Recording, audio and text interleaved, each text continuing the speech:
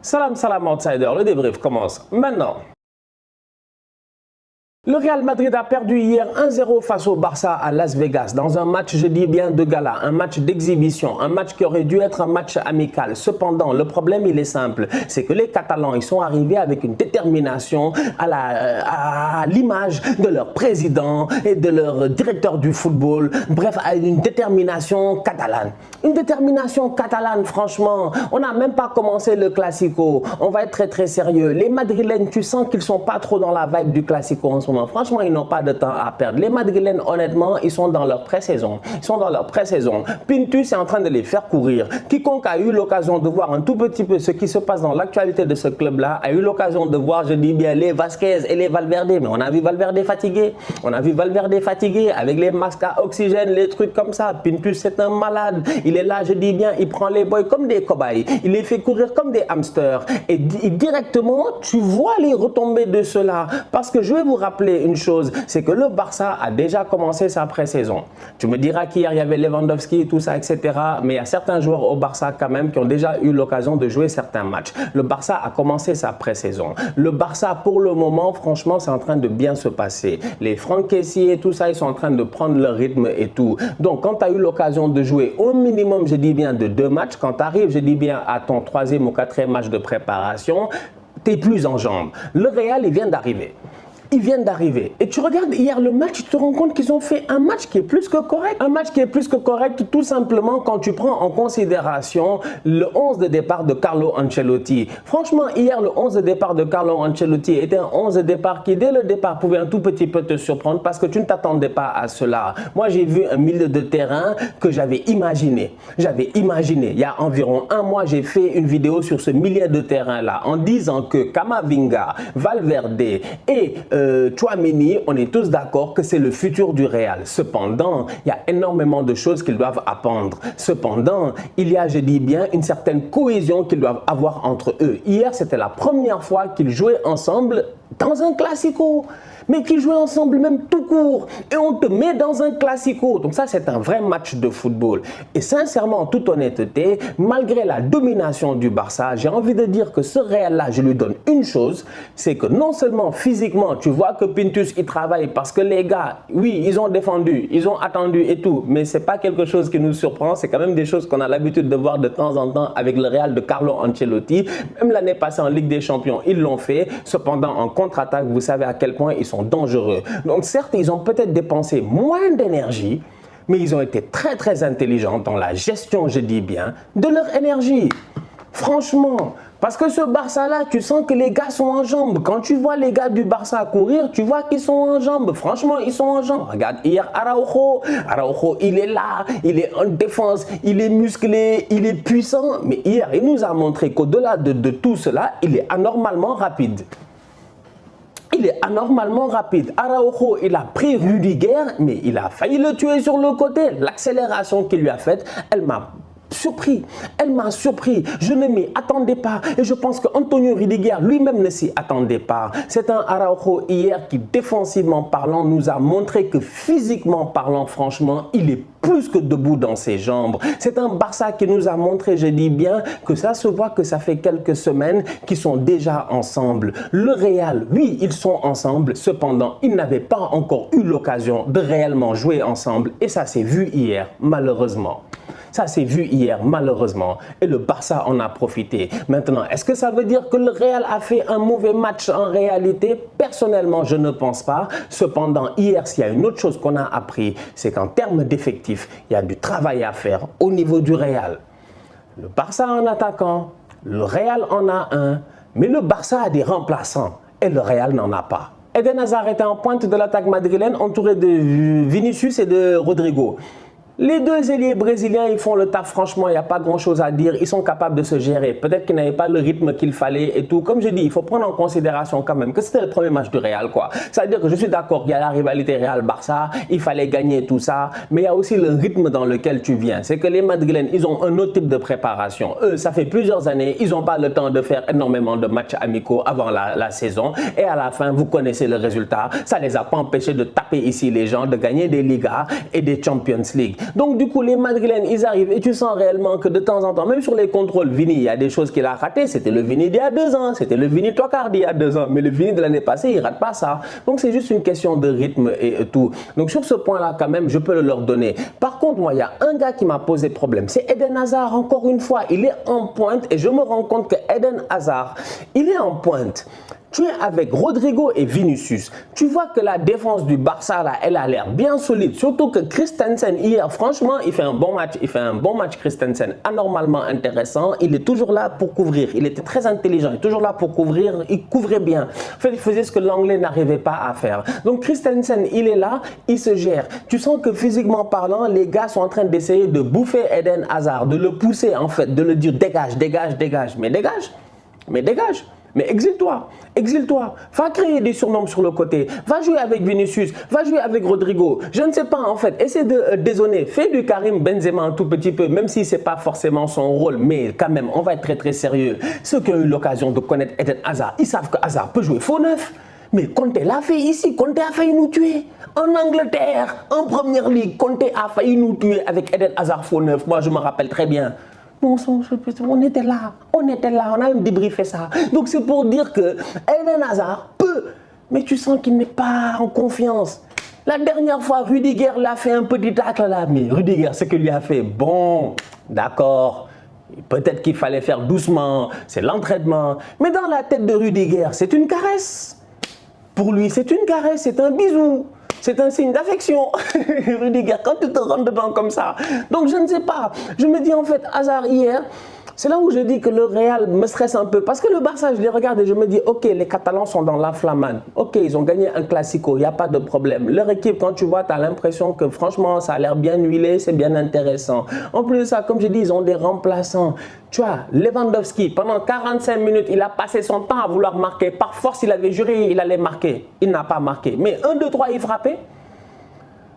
Tu fais rentrer Memphis, Aubameyang. Ça dit que tu as des options offensives en fait en tant que tel. Et ce n'est pas des petites options offensives quand tu y penses, sans compter l'apport des ailiers. Mais quand tu regardes l'équipe du Real, franchement, hier, tu te dis, mais c'est pas possible. Mariano, l'action où Ceballos, en fin de match, Ceballos, il rentre, il fait une belle rentrée.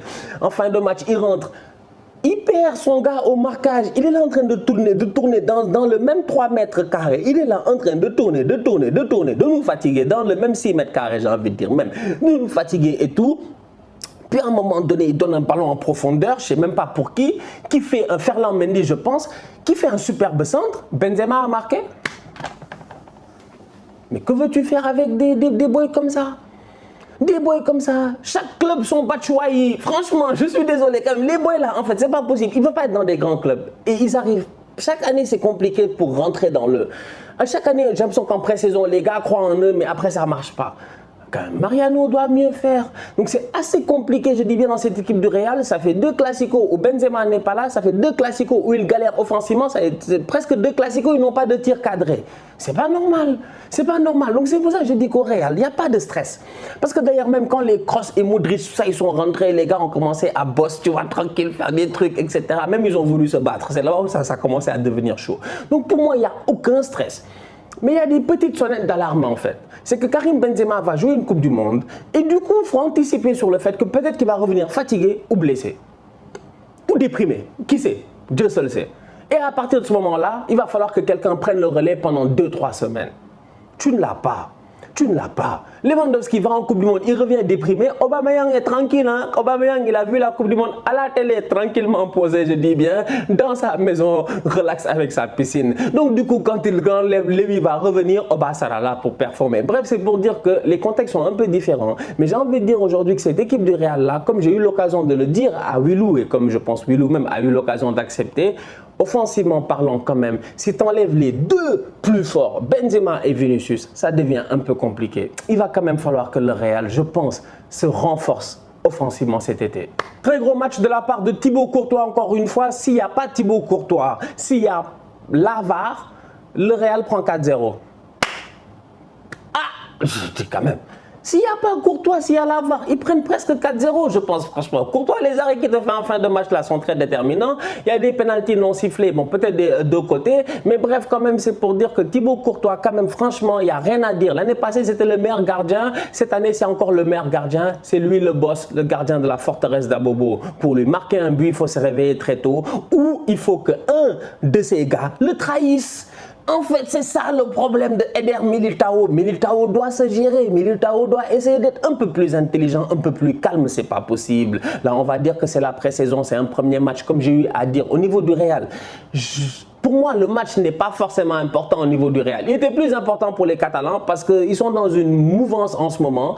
Économiquement, footballistiquement, tout doit bien aller. C'est-à-dire que le Barça qui gagne le Classico 1-0, ça avantage mieux le Barça, même économiquement, parce qu'ils ont tellement de leviers financiers à gauche et à droite. Tu as tellement d'investisseurs que tu dois rassurer pour leur dire que tout va bien, cette saison se passera bien, que c'était important pour Laporta de faire une affiche pour dire tout ce qui se passera à Vegas restera à Vegas. Il n'y a pas de problème. On a compris cela. Donc ce Barça-là en tant que tel, il a gagné 1-0. C'est bien pour la confiance économiquement et dans le club. Tout ça, on est d'accord.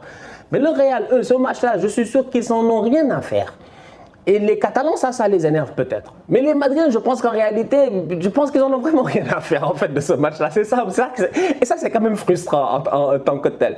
Donc du coup, tu te rends compte que Militao, il fait une bêtise. Et j'ai envie de dire que les gars vont lui dire qu'il a fait une bêtise. Et j'espère qu'il va apprendre de cela. Il faut qu'il soit beaucoup plus calme, Eder Militao. Hier, sur l'occasion là, il a l'occasion de sortir le ballon, de soit prolonger sur la ligne, soit de sortir le ballon en touche. Fais quelque chose en fait de pertinent, mais ne remets pas le ballon dans l'axe en fait. Dès que tu le remets dans l'axe, tu mets toute ta défense, je dis bien, à découvert. Et derrière, Rafinha n'a pas raté. Rafinha, franchement, on va être sérieux. En première mi-temps, il a essayé une fois, deux fois de prendre Rudiger de vitesse en dribble. Ça a été compliqué. Après, il a été un peu plus intelligent en se disant que physiquement, face à Rudiger, ça peut être chiant. Donc du coup, qu'est-ce que je vais faire? Je vais essayer d'éviter le contact physique. C'est ce que je disais tout à l'heure de Eden Hazard. De temps en temps, il y a des joueurs, je ne les comprends pas. On dirait qu'ils forcent.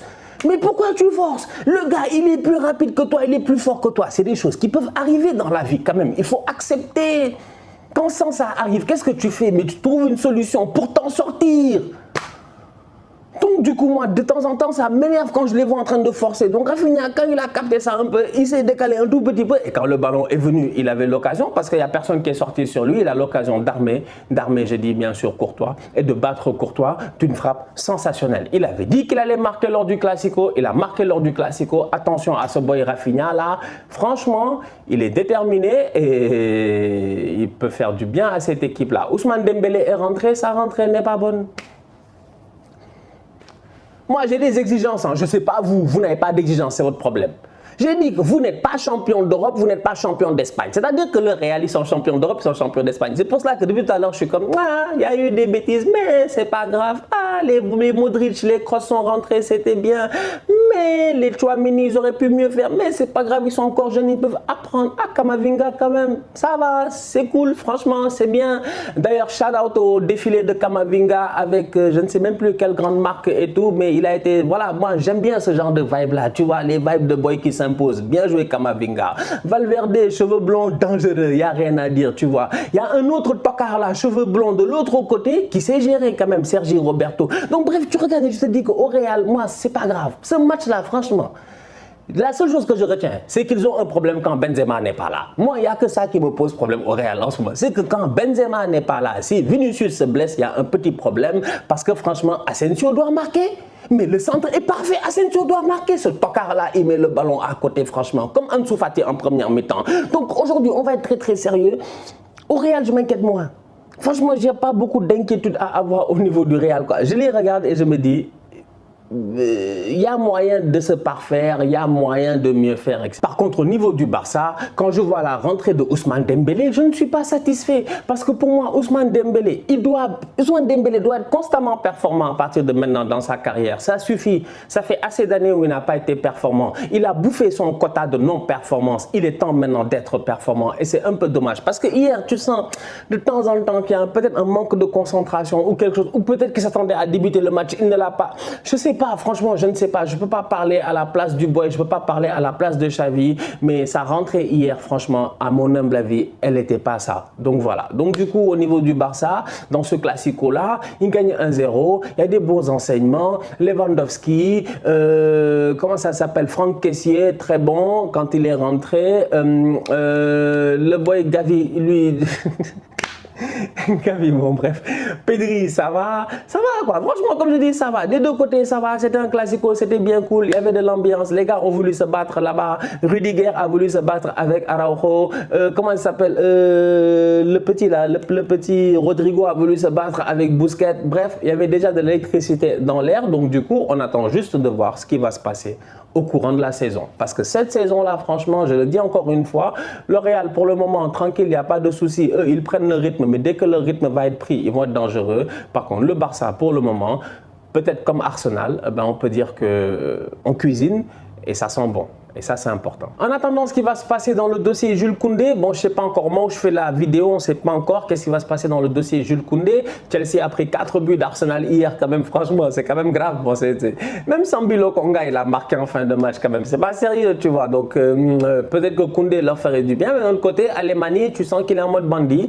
Il n'a pas fini, notre Harvey Alemani Spectre, de se battre dans le dossier Jules Koundé. Donc, que va-t-il se passer? En attendant tout cela, le Barça, prochain match face à la Juve, le Real après América, ils joueront aussi la Juve. Donc j'ai hâte de voir ces deux matchs-là face à la Juventus.